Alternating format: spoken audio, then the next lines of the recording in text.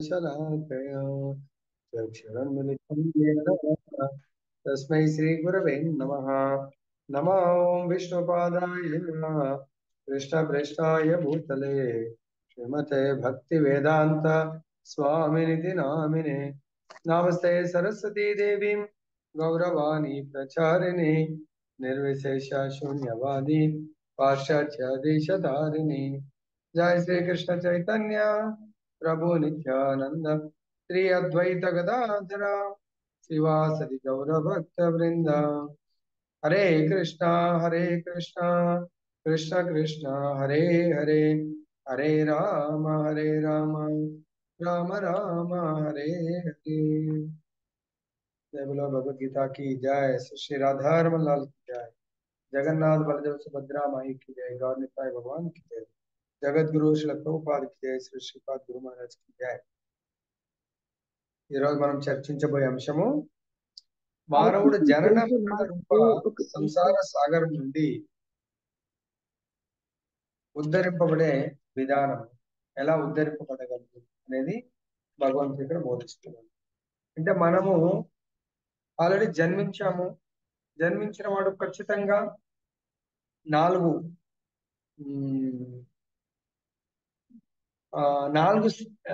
స్టేజ్ల నుంచి ఆయన వెళ్ళాలి. జననం అయిపోయింది కాబట్టి ఇంకా 3 స్టేజ్లు. ఏంటది? వృద్ధాప్యము, వ్యాధులు, మరణం. సో మళ్ళీ మరణం తర్వాత పునరపి జననం, మళ్ళీ పునరపి జననం రాకుండా, మరణం అయితే గ్యారంటీ రాకుండా ఎలా మనల్ని మనం రక్షించుకోవచ్చు? మళ్ళీ జన్మిస్తే మళ్ళీ ఖచ్చితం మరణం. మళ్ళీ జన్మ ఎందుకు వస్తుంది? మళ్ళీ జన్మ ఎందుకు వస్తుందంటే మనము మన కొరకు వెయిట్ చేస్తున్నటువంటి సంచిత కర్మలను అనుభవించడానికి కొరకు. సంచిత కర్మ విల్ బికమ్ ప్రారబ్ధ కర్మ. సో కాబట్టి ఈ జన్మ లాస్ట్ జన్మలో మనము మృత్యువుని ఎదుర్కొన్నాం. కానీ లాస్ట్ జన్మలో మనం చేసిన తప్పు ఏంటంటే తిరిగి పునర్జన్మ రాకుండా మనం ప్రయత్నం చేయలేకపోయాం. సో కాబట్టి ఓకే, ఒక విధంగా మనము మానవ జన్మ వచ్చింది, భక్తి మార్గంలోకి వచ్చాము. ఇప్పుడైనా కళ్ళు తెరిచి నాకు ఈ మృత్యు అనే ఎగ్జామే ఫైనల్ ఎగ్జామ్, ఇంకా మళ్ళీ నాకు పునర్జన్మ ఉండకూడదు అని మనం అకాడమిక్స్ అయితే ఎవరు కూడా ఈవెన్ ఇంటర్నల్స్ కానీ మామూలు యూనిట్ టెస్ట్ లో కూడా ఫెయిల్ అవ్వాలని ఎవరు అనుకోరు. అటువంటిది మనం యాన్యువల్ ఎగ్జామ్ లో ఫెయిల్ అయ్యి సప్లిమెంటరీ కడదాము, లేకుంటే డిటైన్డ్ అయిపోయి అదే క్లాస్ లో కూర్చుందాము అని ఎవరు అనుకోరు. అదే విధంగా ఇక్కడ కూడా మనము మృత్యు అనేది జస్ట్ ఎగ్జామ్ మాత్రమే. ఆ ఎగ్జామ్ తర్వాత మనం మళ్ళీ భగవద్ధామము, భగవంతుడి రూపము సంపాదిస్తేనేమో మనము నిజమైనటువంటి సక్సెస్, విజయాన్ని పొందినట్టు. లేదు మళ్ళీ ఏదో ఒక జన్మ, మానవ జన్మనో, పశు జన్మనో, పక్షి జన్మనో ఏదో జన్మ తీసుకున్నాం అనుకోని మనము ఈ మృత్యు అనే ఎగ్జామ్ లో ఫెయిల్ అయిపోయాం. కాబట్టి ఇక్కడ మనని భగవంతుడు ఈ జనన మరణ రూప సంసార సాగరం నుంచి ఉద్ధరించే విధానాన్ని చెప్తున్నారు. 1, 2, 3 అలా పాయింట్ టు పాయింట్ దయచేసి మీరు పెట్టండి. అప్పుడు భగవంతుడు పార్థుడు అంటే పృథ కుమారుడు. పృథ అంటే కుంతిమారానికి ఇంకొక పేరు. కాబట్టి పృథ కుమారుడు కాబట్టి పార్థుడయ్యాడు. అందుకు ఓ పార్థ అంటాడు. ఇక్కడ ఏం చేయమంటాడు? సర్వ కర్మలను నాకు అర్పించి, నువ్వు చేసే ప్రతి కర్మ నా కొరకు ఉండాలి. అది నీ కొరకైతే ఆ కర్మ ఫలాన్ని నువ్వే అనుభవించాలి. నా కొరకైతే ఐ విల్ టేక్ కేర్. అర్థమైందా? సపోజ్ ఎగ్జాంపుల్ మనం చూసినట్టు, ఇప్పుడు మనం బార్డర్ లో దేశ భద్రత కొరకు బార్డర్ లో ఉన్న జవాన్లకు వాళ్ళందరికీ కూడా చాలా పవర్ఫుల్ ఆమ్నేషన్స్ అంటే గన్స్ అవన్నీ ఇస్తారు. ఎందుకొరకు? దేశాన్ని రక్షించడానికి కొరకు. దేశం మీద ఎవరైనా దుష్టులు, దుర్మార్గులు దండెత్తి దేశాన్ని ఏమన్నా ఆక్రమణ చేయాలనుకుంటే వాళ్ళపైన దాడి చేయడానికి మనకు రైఫిల్స్ కానీ అవన్నీ ఆమ్నేషన్స్ ఇస్తారు. దేనికి? దేశాన్ని కాపాడడానికి, దేశం కొరకు కర్మ చేయడానికి. ఎటువంటి కర్మ? ఆ కర్మ చేయడానికి కొరకు, దేశాన్ని రక్షించడానికి కొరకు మనకు రైఫిల్స్ కానీ పెద్ద పెద్ద గన్స్ కానీ అవన్నీ ఇస్తారు. అవే గన్స్ మనం ఎప్పుడన్నా లీవ్ లో ఇంటి దగ్గరకు వచ్చి పక్కింటి వాడో పొలం పక్క వాడు ఎవడన్నా గొడవ చేస్తే, సో అక్కడ అలవాటులో పొరపాటుగా ఇక్కడ కూడా వీడిని చంపేస్తే మనం ఒకవేళ అదే పౌరుషం రోషంతో దేశం కొరకు పోరాడి ప్రాణాలను లెక్క చేయకుండా పోరాడితే ఎంత ఎక్కువ మందిని చంపి దేశాన్ని కాపాడితే నీకు పరమవీర్ చక్ర ఇంకేదో అవార్డు ఇస్తారు. కానీ ఇక్కడ పొలం పక్కవాడు ఏదో నిన్ను అన్నాడు అని చెప్పేసి చిన్న గొడవ చేస్తే వారిని సంహరిస్తే నిన్ను తీసుకెళ్లి ఉరి శిక్ష వేస్తారు, నిన్ను సంహరిస్తారు, లేకుంటే జైల్లో పడేస్తారు. అక్కడనేమో దేశం కొరకు కర్మ చేశావు, కర్మ ఫలం నీకు, ఆ కర్మ యొక్క ఫలం నీకు అవార్డు ఇచ్చింది. ఇక్కడ నీ కొరకు కర్మ చేశావు, ఈ కర్మ ఫలము నిన్ను తీసుకెళ్లి జైల్లో పడేస్తావు. అది ఇక్కడ మనం అర్థం చేసుకోవాలి. కాబట్టి ఫర్దర్ సర్వ కర్మ నాకు అర్పించి మనం చేసే ప్రతి కర్మ భగవంతుడికి అర్పించండి. ప్రభు ఎలా ప్రభుజీ? మనం సపోజ్ మనం ఏ పని చేయాలన్నా భోజనం చేయాలా, భోజనాన్ని వండండి, భగవంతుడు కోరుకున్న భోజనాన్ని, మనం కోరుకున్నది కాదు అక్కడ. సో అక్కడ ఆమ్నేషన్ ప్రభుత్వం ఇచ్చింది. ప్రభుత్వము అంటేనే దేశము, దేశాన్ని పరిపాలించడానికి ప్రజాప్రతినిధులు. సో వాళ్ళు మన కొరకు ఇస్తారు దేశాన్ని కాపాడమని. అదే విధంగా భగవంతుడు భగవత్ కర్మ చేయడానికి కొరకు ఎన్నో ధాన్యాలని మనం జీవించాల. సో ఆ ధాన్యాలను మనకిస్తే భగవంతుడు మొట్టమొదటిగా ప్రతి జీవికి కావలసినటువంటి భుజించడానికి కావలసిన పదార్థాన్ని భగవంతుడు నేచర్ ప్రకృతిలో ఇస్తున్నాడు. మానవులు కాకుండా వేరే వాటికి ఈ ప్రకృతి నియమాలు ఉండవు. వాటికి మంచి చెడు పాపము పుణ్యం అనేది ఉండదు. కానీ మానవులకు మాత్రము ఈ గొప్ప జ్ఞానాన్ని, తెలివితేటలను, తర్వాత విచక్షణ జ్ఞానాన్ని భగవంతుడు ఇచ్చాడు. శాస్త్రాన్ని అర్థం చేసుకునేటువంటి జ్ఞానాన్ని ఇచ్చాడు. కాబట్టి మనం ఏం చేయాలంటే భగవంతుడు చెప్పిన విధంగా శాస్త్రంలో ఏదైతే బోధించారో భగవద్గీత భాగవత దాని ప్రకారం నడుచుకోవాలి. సో భగవంతుడు ఏమన్నాడు? ఏం భుజించమన్నాడు? పత్రాన్ని, పుష్పాన్ని, ఫలాన్ని, తోయాలి. వాటిని నాకు సమర్పించినట్టయితే నేను స్వీకరిస్తాను, దాన్ని తిరిగి మీరు ప్రసాదంగా స్వీకరించండి. కాబట్టి ఇక్కడ సర్వ కర్మలను నాకు అర్పించండి. తర్వాత ఆ విధంగా మనము ఈ రోజు యొక్క ఒక మహానుభావుడి యొక్క చిన్న సింపుల్ షార్ట్ ఏమంటారు దాన్ని ఏమంటారు షార్ట్స్, దాంట్లో ఉన్న 3 పనులు ఏం చేయమన్నారు? అది ఎవరైనా చూసారు? అది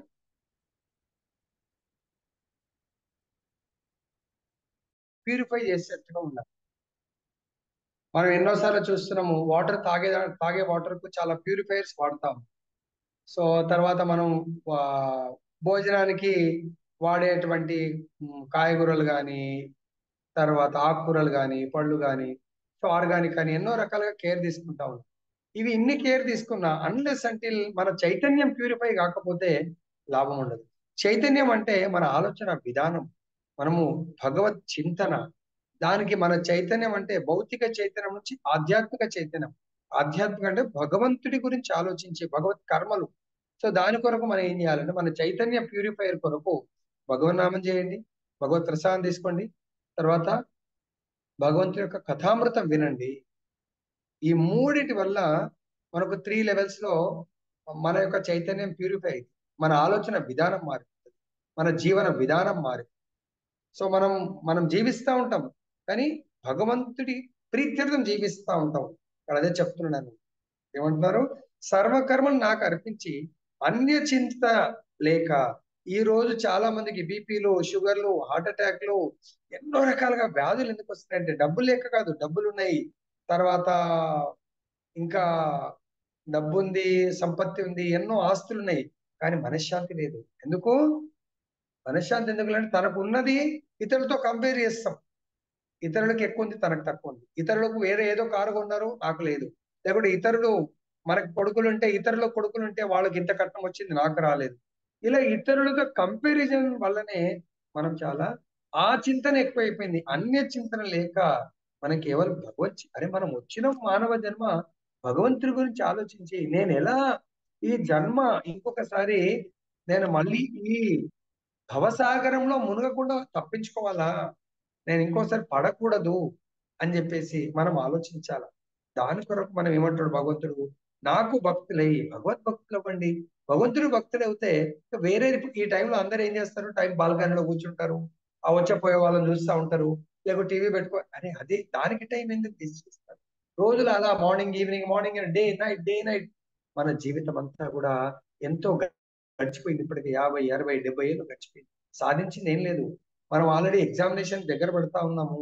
ఆ ఎగ్జామినేషన్ నా కొడుకు రక్షించాడు, కూతురు రక్షించదు, మనవాళ్ళు రక్షించరు, ఎవ్వడు రక్షించదు. ఎంత కరోడ్పతి అయినా కూడా చాలా దారుణమైన పరిస్థితిలో మనం ఎగ్జామ్ రాయాల్సి వస్తుంది. దయచేసి గుర్తుపెట్టుకోండి. మరి ఆ ఎగ్జామ్ ఫస్ట్ క్లాస్ ప్రిపేర్ అవుతే భగవంతుడు ఎగ్జామినేషన్ సెంటర్, ఎగ్జామినేషన్ స్థితి కూడా చాలా అద్భుతంగా ఏర్పాటు చేస్తాడు. మనస్సును నాయందే నాకు భక్తులై, నీ మనస్సు నిజంగా నిత్యం చాలు, ఉన్నదేదో ఉన్నది. ఇప్పుడు ఆల్రెడీ అనుభవించాను, వాట్ ఎవర్ స్టేటస్, మనము ఆ భగవంతుడి చింతనలో మనసు లగ్నం చేసి తర్వాత ఎప్పుడైతే భగవంతుడి భక్తులై ఉమ్, మన మనసును భగవంతుడి చింతన చేస్తా ఉంటే మనం ఆటోమేటిక్ గా మన మనసులో భగవంతుని ధ్యానిస్తా ఉంటాం. తర్వాత అంతటితో సరిపోదు, భగవంతుడికి యొక్క భక్తియుక్త సేవలో భగవంతుని నిమగ్నం అవ్వండి. కాబట్టి భక్తియుక్త సేవలో అంటే నిమగ్నం అవ్వడం అంటే నిత్య నిరంతరం మీరు ఏమైనా చెయ్యండి, మీరు అట్లీస్ట్ భగవత్ కథ వినడం మాత్రం 100% పెట్టుకోండి. అప్పుడు మీరు చూడండి, ఒక రోజు, 2 రోజులు, 3 రోజులు, 1 వీక్ కంటిన్యూస్ గా వినండి అట్లీస్ట్ భగవద్గీత. తర్వాత భాగవతం ప్రమోట్ అవ్వండి. 2 పూటలు మీరు విన్న తర్వాత 1 వీక్ తర్వాత నాకు ఫోన్ చేయండి. ఎంత మన లోపల మార్పు వస్తుంది, ఆటోమేటిక్ గా మనకు తెలియకుండానే భగవంతుడి యొక్క వైపు మనం తెలియకుండానే తిరిగిపోతా ఉంటాం మనం. అర్థమైందా? నెక్స్ట్, భౌతిక జీవితం నుండి భక్తులు వెంటనే భగవాను నుంచే ఉద్ధరింపబడుదురు కనుక భక్తులు గొప్ప అదృష్టవంతులని ఇక్కడ స్పష్టంగా చెప్పబడింది. శుద్ధ భక్తియుక్త సేవ ఎందు నెలకొనిన మానవుడు భగవానుడు మహత్తరుడనియు మరియు జీవాత్మ అతనికి సేవకుడనియు అనుభవపూర్వకంగా గ్రహించును. భగవానుని సేవించే జీవుని నిజ ధర్మము, అతడు అట్లు చేయనిచో మాయను సేవింపవలసి వచ్చును. భగవంతుడు ఇక్కడ ఏం చెప్తున్నాడంటే అనుభవపూర్వకంగా భగవంతుడు అనాది కాలం నుంచి అనంతమైనటువంటి బ్రహ్మాండాలను సృష్టిస్తున్నాడు, లయమవుతుంది. ఇది ఇది భగవంతుడి యొక్క రొటీన్. ఈ ఈ సృష్టిలో భాగంగా అనంతకాలము, ఈ లిమిటెడ్ కాలం కాదు, ఎప్పటి నుంచి ప్రారంభమైందో తెలియదు. అనంత కాలం నుంచి జీవుల కొరకు పాపం భగవంతుడు సృష్టిని ఎన్నో లోకాలు బ్రహ్మాండాలను క్రియేట్ చేస్తున్నాడు. ప్రతి బ్రహ్మాండంలో హెచ్చరిస్తున్నాడు భగవంతుడు, హెచ్చరికలు జారీ చేస్తున్నాడు. అప్పుడప్పుడు మనం వర్షాకాలంలో పై నుంచి ఒకవేళ వరదలు ఎక్కువైతే డ్యామ్ దగ్గర గేట్లు ఎత్తేయబోతున్నామని కింద విలేజ్ అందరికీ కూడా హెచ్చరికలు జారీ చేస్తారు. మొదటి, రెండవది డేంజర్ హెచ్చరిక, మీరందరికీ ఊర్లు ఖాళీ చేయండి. కానీ ఆ హెచ్చరికలని వాటర్ వర్క్స్ వాళ్ళ చెప్పిన వాళ్ళు వచనాలను పట్టించుకోకపోతే ఇక వాళ్ళు ఏం చేయలేరు. ఇక గేట్లు ఎత్తేస్తారు, ఊళ్ళు ఊళ్ళు కొట్టుకొని పోవడం కదా, వాళ్ళు కూడా అలా కొట్టుకొని వెళ్ళిపోవటమే. ఆ యొక్క వరద తాకిడిలో వాళ్ళు దేహాలను వదిలేస్తారు, ఆస్తులు అన్ని పోతాయి. గేదెలు ఉంటే గేదెలు కూడా ఇప్పేయమంటారు, ఇప్పేస్తే అవి పాపం ఓపెన్ ప్లేస్కి వెళ్ళిపోతాయి. పాపం అవి ఆ తాడుతో కట్టి ఉంటే అలానే ఇది. అలానే భగవంతుడు అంటున్నాడు, ఈ సంసార సాగరంలో మీరు కొట్టుకొని పోవాల్సి వస్తుంది. దయచేసి మీరు ఏం చేయండి అంటే, మీరు ఏదో ఒక సేవ చేయకుండా మీరు ఉండలేరు. కాబట్టి నాన్నన్న సేవ చేయాలా, నా మాయనన్న సేవ చేయాల్సి వస్తుంది. కాబట్టి నా మాయను సేవ చేయడానికి మీరు ఉత్సాహాన్ని చూస్తే ఈ సంసార సాగరంలో పునరపి జననం పునరపి మరణం, మళ్ళీ జన్మిస్తారు, మళ్ళీ మరణిస్తారు, మళ్ళీ వ్యాధులు వస్తూ ఉంటాయి. కానీ ఒక్కసారి నన్ను సేవించడానికి మీరు ముందుకు వస్తే, సో ఎవరైతే నాకు సేవ చేస్తారో వాళ్ళు చాలా గొప్ప అదృష్టవంతులు అని మనకి ఇక్కడ భగవంతుడు చెప్పడం జరుగుతుంది. అలా మీరు భగవంతుడి సేవ ఎక్కడ ప్రారంభమవుతుంది? మనము స్లోగా భగవత్ కథ అమృతాన్ని వింటే తర్వాత నెక్స్ట్ భగవంతుడి యొక్క నామామృతాన్ని జపం చేయండి, భగవంతుడి యొక్క ప్రసాదాన్ని స్వీకరించండి. అట్లీస్ట్ ఈ 3 పనులు ప్రారంభించండి. ఈ 3 పనులు ప్రారంభించడం వల్ల జీవుడు అంటే మనందరం మన యొక్క నిజ ధర్మము అంటే మనం కాన్షియస్ కి వస్తాం. ఎవరైతే ఈ 3 పనులు చేయరో వాళ్ళు అన్కాన్షియస్ లో ఉన్నట్టు. అన్కాన్షియస్ అంటే భౌతిక చైతన్యంలో ఉన్నట్టు, ఆధ్యాత్మికంగా అన్కాన్షియస్. భౌతిక చైతన్యం అంటే వాళ్ళు ఈ దేహమే నేను అని నమ్ముకొని ఈ దేహాలను, ఇతర దేహాలను సేవిస్తూ ఉంటారు. అదే భగవంతుడి యొక్క మాయను సేవించడం. నేను దేహము కాదు, నేను ఆత్మని అని ఎవరైతే భావిస్తారో వాళ్ళు ఆత్మ యొక్క నిజతత్వము, ధర్మము, జీవుని ధర్మము, జీవేర స్వరూపహయ కృష్ణేర నిత్యదాస్. సో నిత్య నిరంతరము కృష్ణ దాసుడు ఆత్మ. మరి ఆ ఆత్మ ఏ వెహికల్, ఏ రథంలో అయితే కూర్చుందో దేహము, ఆ దేహము యొక్క ధర్మము ఆత్మ మాట వినాల. ఆత్మ మాట ఏంటి? ఆత్మ భగవంతుని సేవించాల. ఇది సిస్టమ్. అది అది నిజమైనటువంటి ధర్మం అంటారు. పూర్వం తెలుపబడినట్లు భక్తియుక్త సేవ చేతనే భగవానుని మహత్వము గుర్తింపబడును కనుక ప్రతి ఒక్కరూ పరిపూర్ణ భక్తులు కావాలను. శ్రీకృష్ణుని పొందుటకై వారు తమ మనస్సులను శ్రీకృష్ణుని పైననే సంపూర్ణంగా లగ్నము చేయవలెను. వారు శ్రీకృష్ణుని కొరకై కర్మ నొనరింపవలెను. వారు ఏ రకమైన కర్మ యందు నెలకొనినను దానిని కేవలం శ్రీకృష్ణుని కొరకే చేయవలెను. అదే భక్తియుక్త సేవకు ప్రమాణం. భక్తుడు దేవాది దేవుని సంతృప్తి పరచుట కంటెను అన్యమైన ఇతర ఏ స్థితిని కోరడు. శ్రీకృష్ణుని సంతృప్తి పరచుడే భక్తుని జీవిత లక్ష్యం. అర్జునుడు కురుక్షేత్ర సంగ్రామమునందు చేసినట్లు భక్తుడు కూడా శ్రీకృష్ణుని సంతృప్తికై సర్వమును త్యాగం చేయగలడు. అట్టి విధానము చాలా సులభమైనది. మానవుడు తన విద్యుక్త ధర్మమును నిర్వర్తిస్తూనే హరే కృష్ణ కృష్ణ కృష్ణ హరే హరే హరే రామ రామ రామ హరే హరే అను మహామంత్రమును స్మరింపవలెను. అట్టి దివ్య స్మరణ అతనిని దేవాదేవుడైన శ్రీకృష్ణుని వైపునకు ఆకర్షితుని చేయును. సో మనకు మొట్టమొదటిగా ఏంటంటే అంత సంపూర్ణ కృష్ణ భక్తులు కాకుండా కూడా మొట్టమొదటిగా మనం చేయాల్సింది భగవంతుడు కృష్ణుడు అంటేనే సర్వాకర్షకుడు. భగవంతుడి కృష్ణ నామం అంటేనే సర్వాకర్షకమైనటువంటి నామము. కాబట్టి ఎవరైతే ఈ నామాన్ని 1, 2, 3 సంఖ్యాపూర్వకమైనటువంటి నామాన్ని మనం ఎక్కువగా జపిస్తా ఉంటే ఆ నామము మనకు భగవంతుడి యొక్క సాకార రూపం వైపు, భగవంతుడి యొక్క సాకార రూప సేవ వైపు మనని తీసుకెళ్తుందంట, ఆకర్షణ కలిగిస్తూ ఉంటుంది. కాబట్టి జీవుడి యొక్క సహజ స్థితికి ఈ నామాన్ని మనకు తీసుకెళ్తుంది. సహజ స్థితి అంటే మనం ఒకసారి చూడొచ్చు, బంగారం ఉందండి, మన భూమి గనుల్లోంచి బంగారం తీసినప్పుడు అది ఎవ్వరు కూడా దాన్ని బంగారం అనుకోరు. ఎందుకు? దాని చుట్టంతా కూడా ఆ మట్టి, తర్వాత ఇంకెన్నో 1, 2 పొరలతో ఉంటుంది. కొంచెం కొంచెం కనబడుతుందేమో, అరే ఇది నిజంగా బంగారమా ఇదేంటారు. సో కానీ ఆ బంగారాన్ని ఎప్పుడు బంగారంగా మెరిసేట్టుగా చేయగలుగుతాము? దాన్ని మొత్తం శుభ్రం చేసి తర్వాత దాన్ని ఇండస్ట్రీలో ఒక పద్ధతి ప్రకారము దాని పైన ఉన్నటువంటి మురికి మలినమంతా తొలగించినప్పుడు అది తలతల మెరుస్తుంది. అదే విధంగా మన లోపల ఉన్నటువంటి భౌతిక చైతన్యం అంటే నేను దేహము, ఈ దేహ భోగాలు, ఈ దేహానికి సంబంధించినటువంటి ఈ ఇంద్రియ సుఖాలను నేను జన్మ తీసుకునే ఫుల్గా తినాలా తాగాల. అరే తాగడం అనేది పశువులు కూడా తాగేయండి, అది మన యొక్క లివర్ ని, ఈ లోపల ఉన్న పార్ట్స్ అన్నిటిని నాశనం చేస్తుంది. సో కాబట్టి మనము చేయవలసింది, మనం భుజించవలసింది, మనము సపోజ్ ఎవరన్నా ఫ్లైట్ లో కూర్చున్నారనుకోండి, ఫ్లైట్ లో ఎవరన్నా మనని సపోజ్ ఎవరికైనా సిగరెట్ అలవాటు ఉంది, సిగరెట్ తాగనిస్తారా? ఫోన్లే స్విచ్ ఆఫ్ చేయమని. ఎందుకు? అది ప్రొహిబిటెడ్. ట్రైన్ లో కూడా ఇట్ ఈస్ ప్రొహిబిటెడ్. సిలిండర్ కానీ కిరోసిన్ అంటే ఫ్లేమబుల్ అటువంటి క్యారీ చేయనియరు. అదే విధంగా మనకు ఈ యొక్క దేహానికి సూటబుల్ ఏంటంటే కేవలం భగవత్ ప్రసాదం. ఈ కర్ణములకు సూటబుల్ ఏంటంటే కేవలం భగవంతుడి నామము, భగవత్ కథామృతము. ఈ కళ్ళకు సూటబుల్ ఏంటంటే అట్లీస్ట్ నిత్యము పొద్దున సాయంత్రం మధ్యాహ్నం భగవంతుడి యొక్క దివ్యమంగళ దర్శనాన్ని చూపించండి. ఈ చేతులకు సహజమైంది ఏంటంటే అవి చాలా పర్ఫెక్ట్ గా ఉండాలంటే భగవంతుడి సేవలో నియుక్తం చేయండి. కాళ్ళ యొక్క ధర్మము భగవంతుడి యొక్క మందిరానికి ఖచ్చితంగా వెళ్ళడానికి మనం ప్రయత్నం చేయాలి. సపోజ్ ఎవరైనా చాలా మంది ప్రారంభించండి చెప్తున్నాడు, మన నిజమైన ధర్మాన్ని భగవంతుని నామం చేయండి, ప్రతి ఇంద్రియం యొక్క డ్యూటీ చేయనియండి. ఈ యొక్క దేహం మీద మన పిల్లలనే ఆత్మలు, వాళ్ళ యొక్క దేహం కూడా డిపెండ్ అయింది. మరి వాళ్లకు వాళ్ళ యొక్క నిజమైన ధర్మాన్ని చేయనీయకపోవడం ఎవరి తప్పు? తల్లిదండ్రులు. నెక్స్ట్ ఆ విధంగా తన సేవ ఎందే నెలకొనినట్టి శుద్ధ భక్తిని సంసార సాగరం వెంటనే ఉద్ధరించునని దేవాదేవుడి కూడా వాగ్దానం చేయించున్నాడు. ఎవరైతే తన సేవ ప్రతి ఇంద్రియంతో, ఆ ప్రభుజీ మా ఇంట్లో మంగళారతి చేస్తున్నారు, మరి కాళ్ళు ఏమన్నారు 5 విషయాల్లో?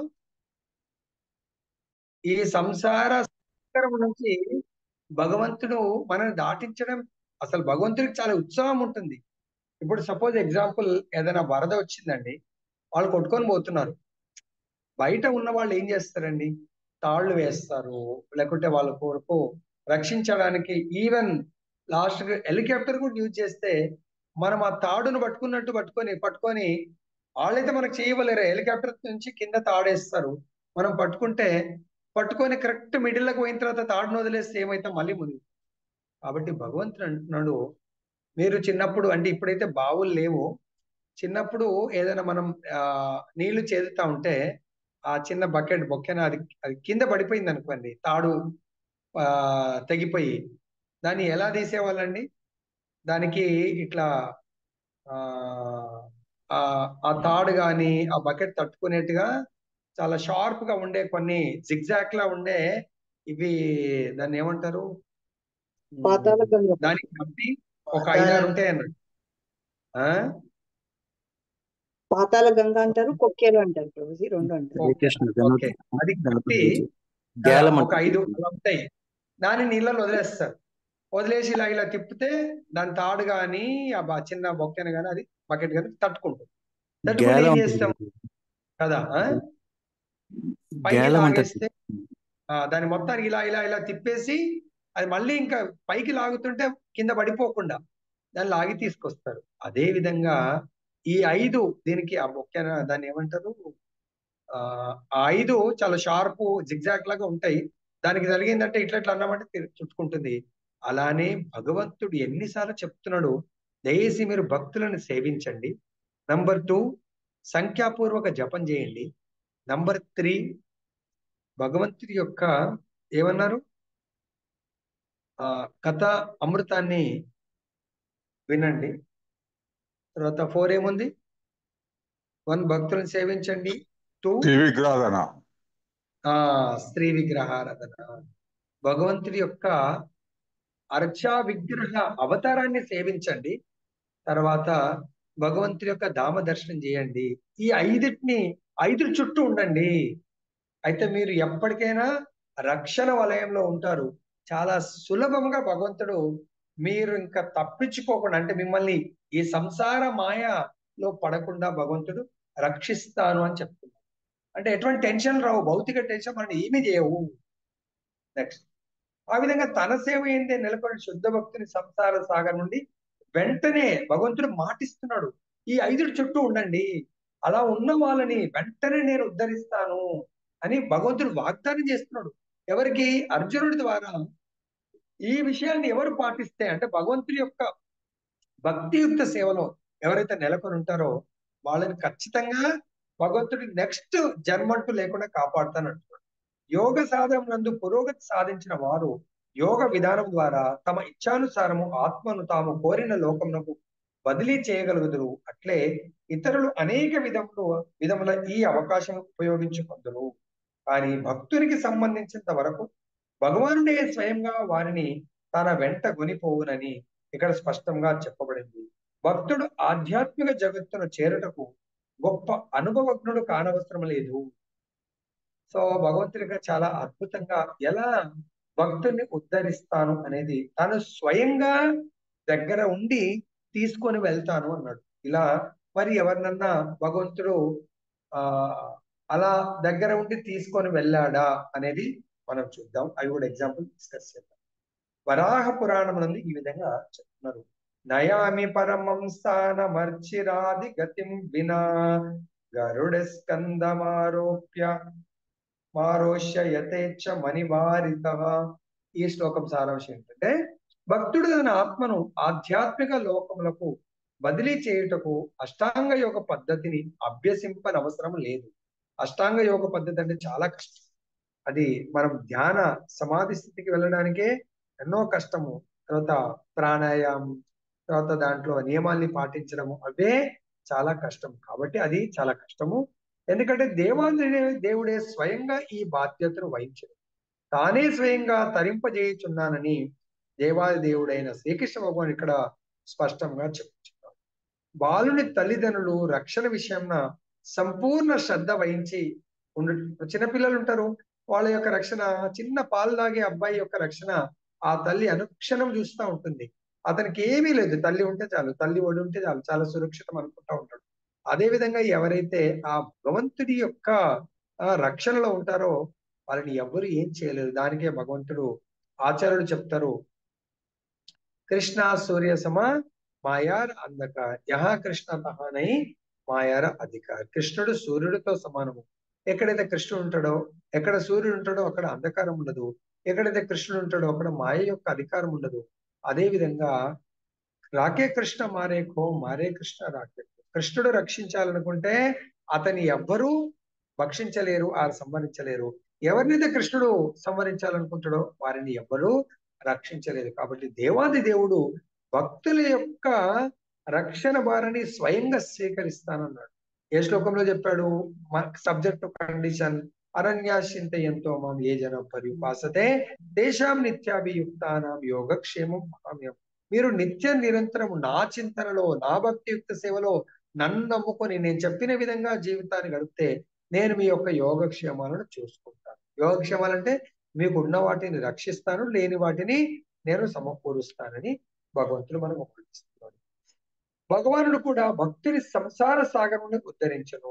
అందులకై భక్తుడు సులభమైన కృష్ణ చైతన్య విధానము అభ్యసించుచు పూర్తిగా భక్తియుక్త సేవను నెలకొని ఉండుటే ఏ చేయవలేను. కనుకనే బుద్ధిమంతుడు ఇతర మార్గములు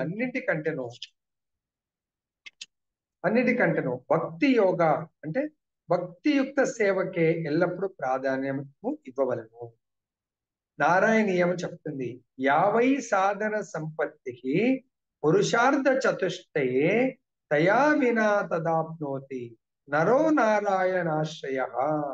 మానవుడు కామ్యకర్మలు లేదా మానసిక కల్పన విధానంతో జ్ఞాన సముపార్జన వంటి వివిధ విధానములందు నెలకొన రానిదే ఈ శ్లోకము నెలకొన రాదనేది. అంటే మనము మనసులో శాస్త్రం ఒకటి చెప్తే ఒకటి ఇలా చేస్తే బాగుంటది, అలా చేస్తే బాగుంటది, గురువు చెప్పేది చెప్తాడు, మనం చేసేది చేయాలా, మనకు పలానా వాళ్ళు చెప్పారు, మా పెద్దలు చెప్పారు అంటే శాస్త్రం మాట వినరు, మనము జనాల మాట వింటా ఉంటాం. అలా మానసిక కల్పనల ద్వారా దాన్ని మానేయండి. శాస్త్రం ఏం చెప్తుందో అది యాజ్ ఇట్ ఈస్ గా మీరు పాటించండి అని చెప్తున్నారు. ఆ మానసిక కల్పనని వెంట పరిగెత్తకండి. దేవాది దేవుని ఎడ భక్తి కలిగిన వాడు ఇతర యోగ విధానముల ద్వారా మానసిక కల్పనము, కర్మాచరణము, యజ్ఞము, దానం వంటి వాటి ద్వారా కలుగు ప్రయోజనాలన్నింటినీ పొందగలడు. భక్తియుక్త సేవ యొక్క ప్రత్యేక వరదానం ఇది.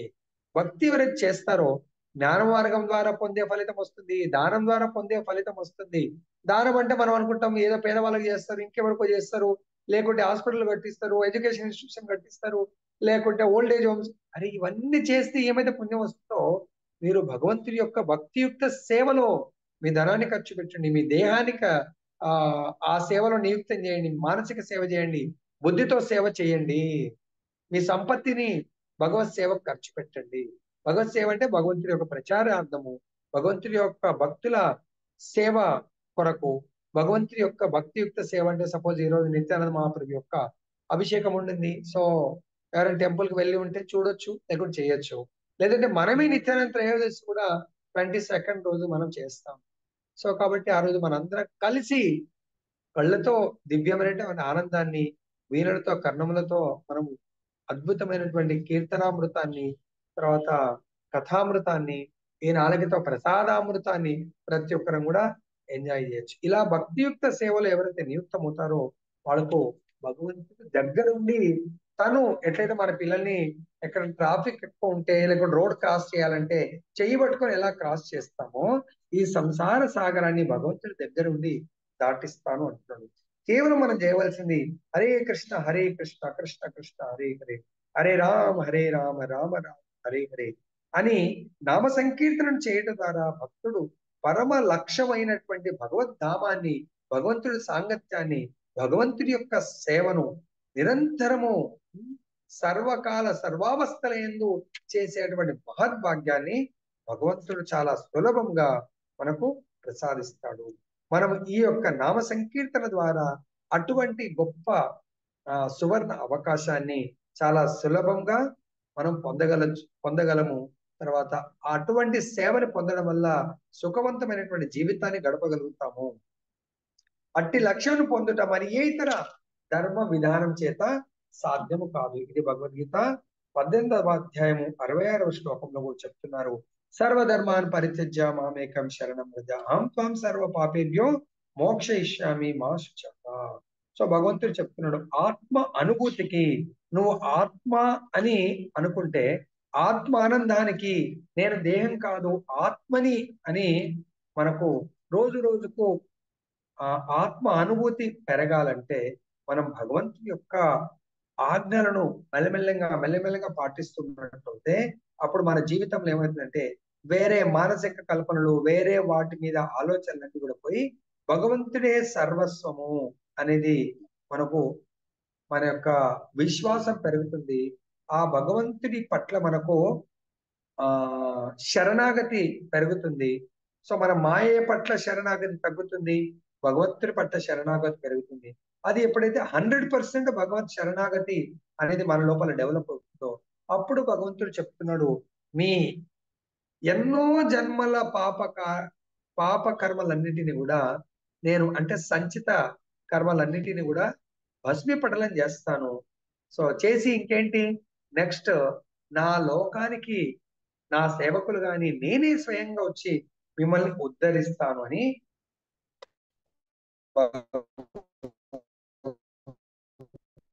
చెప్తారు. దీనికి మరి మనం అనొచ్చు, ప్రభుజీ చరిత్రలో ఎవరినైనా భగవంతుడు అలా ఉద్ధరించాడా? తప్పకుండా ఉద్ధరించాడు.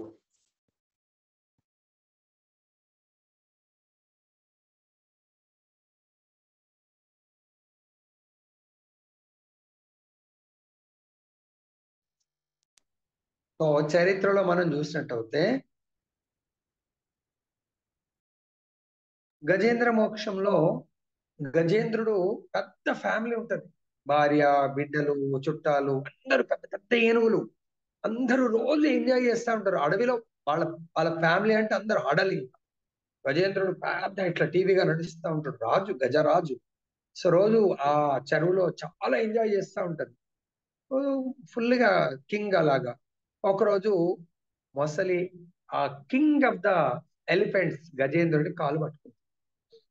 అప్పుడు ప్రయత్నం చేస్తుంది, మిగతా ఏనుగులు ఇమ్మీడియట్ గా భయపడిపోతాయి. అరే సో మా రాజు కాలే పట్టుకుంది, మా ఫ్యామిలీ హెడ్ ప్రయత్నం చేస్తే ఇంకా వేరే ఇంకా ఎన్ని మొసళ్ళు ఉన్నాయో మమ్మల్ని పట్టుకుంటాం అని టక బయటకు వచ్చేసేయి. బయటకు వచ్చి అరుస్తా ఉంటే ఏం లాభం వస్తుంది?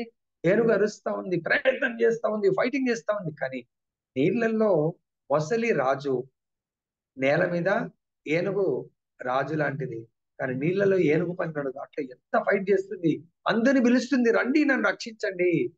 నా భార్యలు ఎంతో మంది ఉన్నారు, ఒక్క భార్యనా, ఏనుగు ఎంతో మంది బిడ్డలు ఉన్నారు, వాళ్ళందరూ కలిస్తే ఆ తొండంతో తీశాడు బయట పడేచ్చు, కానీ ఎవ్వరు కూడా సాహసం చేయట్లేదు. ఎంత హరిసి మొత్తం అంటే ఇది చేసినా ఏ ఒక్క ఫ్యామిలీ మెంబర్ వచ్చి రక్షించట్లేదు. అప్పుడు ఆ గజేంద్రుడికి తన పూర్వ జన్మ, మనకు కదా మన పూర్వజన్మ కూడా మనము సుకృతం ఉంది కాబట్టి కథామృతం అటెండ్ చేస్తున్నాము. పూర్వజన్మ మనం మంచి పని చేశాం కాబట్టి ఈ రోజు మానవ జన్మ వచ్చి భగవంతుని యొక్క భక్తి ప్రారంభమైంది. మనకు లాస్ట్ లైఫ్ లో భక్తి చేయకపోతే ఇప్పుడు ఇంపాసిబుల్. కాబట్టి ఆయనకు లాస్ట్ లైఫ్ లో భక్తుడిగా ఉండే, కాబట్టి ఆ భక్తుడిగా ఉన్నప్పుడు లాస్ట్ శ్లోకం ఏంటి? సర్వధర్మాన్ పరిత్యజ్య మామేకం శరణం వ్రజ అహం త్వాం సర్వ పాపేభ్యో. అప్పుడు గుర్తొచ్చింది, అరే మనము నా భార్యని వేడుకుంటున్నాను, పిల్లల్ని వేడుకుంటున్నాను, ఎవరు రావట్లేదు, కానీ భగవంతుడు చెప్పాడు, సో కేవలం నా శరణాగతి ఎవరైతే పొందుతారో వాళ్ళని నేను రక్షిస్తాను అని చెప్పేసి అప్పుడు అక్కడ ఆ నీళ్ళల్లో ఉన్నటువంటి ఆ లోటస్ ఫ్లవర్ ని తీసి భగవంతుడికి ఆ ఆ తొండంతో పైకెత్తి భగవంతుని వేడుకుంటుంది, ప్రభు మీరు తప్ప ఈ ప్రపంచంలో నాకెవ్వరు లేరు, నా ఫ్యామిలీ సర్వస్వం అనుకొని మిమ్మల్ని మర్చిపోయాను, ఇప్పుడు నాకు వీళ్ళు అవసరం లేదు, మీరే కావాలి, దయచేసి నన్ను ఈ విపత్కర పరిస్థితిని రక్షించండి అని ఎప్పుడైతే జస్ట్ అలా వాటర్ అండ్ ఆ ఫ్లవర్ పట్టుకుని భగవంతుని ప్రే చేశారో భగవంతుడు ఇమ్మీడియట్ గా పరిగెత్తుకుంటూ వచ్చాడు రక్షించడానికి. వస్తూనే భగవంతుడు ఆయన ఏ విధంగా రక్షించాడు? తన భక్తుడి యొక్క పాదాలని ఎన్నో సంవత్సరాల నుంచి పట్టుకున్నటువంటి ఆ మొసలి యొక్క తల ఇమ్మీడియట్ గా సుదర్శన చక్రంతో నరికేశాడు. దానికి ముక్తి ఫస్ట్ కలిగించాడు, తర్వాత ఈ యొక్క గజేంద్రుని రక్షించడం జరిగింది భగవంతుడు. ఆ విధంగా ఎంతో మంది భక్తుల్ని భగవంతుడు ఉద్ధరిస్తాడు. హరిదాస్ ఠాకూర్ నిత్యము 3 లక్షల నామాలు జపం చేస్తాం చైతన్య మహాప్రభు ఆదేశానుసారం. సో ఆయనకు చెప్పాడు చైతన్య మహాప్రభు, ఇదే ఇన్స్ట్రక్షన్, ఎవరికైనా ఇదే ఇన్స్ట్రక్షన్. భగవంతుని యొక్క హరినాం ప్రభు అని ఆశ్రయించినట్టు అయితే హరినాం ప్రభు మీకు ముక్తిని కలిగిస్తాడు, అంత్యకాలంలో మీకు దగ్గరుండి భగవద్ధామాన్ని పంపిస్తాడు. అక్కడ భగవంతుడు గజేంద్రుడికి ముక్తి కల్పిస్తే చైతన్య మహాప్రభు ఆయన లీలలు, అంత్య లీలలు హరిదాస్ ఠాకూర్ ముందు వెళ్ళిపోతారు. హరిదాస్ ఠాకూర్ రోజు నిత్య నియమం 3,00,000 నామాలు చేసేవాడు. అప్పుడు ప్రభు అన్నాడు, చైతన్య మహాప్రభు, హరిదాస్ నీకు లాస్ట్ కోరిక ఏంటి? అర్థమైపోయింది ప్రభు, ఇంకా నా అంత్యకాలం వచ్చేసింది, మీకు కూడా తెలుసు. కానీ నా అంత్యకాలంలో కేవలం మీ పాద పద్మాల దర్శనం చేసుకుంటూ ఈ దేహాన్ని వదిలిపెట్టాలనుకుంటున్నాను. ఓకే, నెక్స్ట్ డేనే సమయం వచ్చింది. మహాప్రభు ఎక్కడ వెళ్లకుండా హరిదాస్ ఠాకూర్ దగ్గరనే కూర్చుండి ఆయన తన యొక్క దివ్యమంగళ దర్శనాన్ని కల్పిస్తూ ఆయన శరీరము వదిలేసేటప్పుడు ఆత్మకు భగవంతుడు ఎక్కడికి, గోలోక బృందావనానికి, అంటే తనలోకే తన దగ్గరికి పిలుచుకోవడం స్వయంగా చైతన్య మహాప్రభు ఉండి.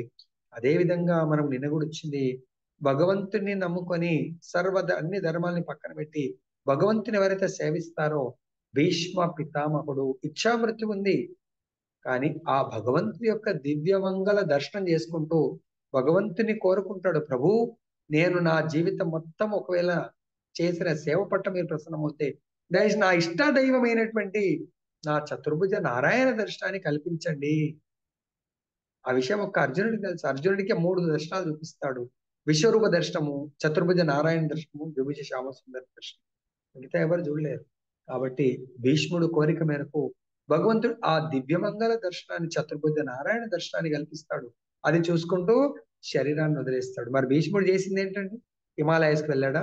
అదే రాజుగా, అదే రాజు దగ్గర సేవకులాగా రక్షిస్తానని శపథం చేశాడు కాబట్టి సేవ చేస్తూ ఉంటాడు. కానీ తన నిత్య నియమమైనటువంటి భగవద్ ఆరాధనని మాత్రం మర్చిపోలేదు. అదేవిధంగా హరిదాస్ ఠాకూర్ భగవంతుని యొక్క నామాన్ని మర్చిపోలేదు, మిగతా పనులన్నీ చేస్తున్నాడు. సో కాబట్టి ఇలా మీరు ఎంతో మంది మహాభక్తుల యొక్క, తుకారాం బాబా మనలాగానే గృహస్థుడు, ఎన్నో బిజినెస్ పెడతాడు, పాప అన్ని లాస్ అయిపోతా ఉంటాడు. కానీ ఏ సందర్భంలో కూడా భగవంతుని యొక్క నామాన్ని వదిలిపెట్టలేదు ఆయన. ఆ భగవద్ నామమే ఆయన యొక్క ఆఖరి క్షణంలో భగవద్ ధామానికి వెళ్ళడానికి కొరకు భగవంతుడే స్వయంగా పుష్పక విమానాన్ని పంపించడం జరుగుతుంది. దాంట్లో ఎక్కేసి భగవద్ధామానికి వెళ్ళిపోతాడు తుకారాం బాబా. కాబట్టి మనందరికీ కూడా ఈ చరిత్రలో ఈ ఎగ్జాంపుల్ చాలు కదండి. మన పిల్లల్ని అమెరికాకు పంపిస్తున్నాం, మన వాళ్ళు చుట్టాలు, మన ఫ్రెండ్స్ ఎవరు వెళ్ళారు, వాళ్ళ అబ్బాయిని, మన అబ్బాయిని కూడా మనం అక్కడ ప్లేస్ చూడలేదు, ఎక్కడ ఉంటాడో చూడలేదు, కాలేజ్ చూడలేదు అని పంపిస్తున్నాం. దీని పట్ల ఇంత విశ్వాసం ఉందండి. ఏదో ఆన్లైన్ లో అన్ని సెర్చ్ చేసి బాగుందని, కానీ ఎన్నో మోసాలు జరుగుతున్నాయి అయినా పంపిస్తున్నాము.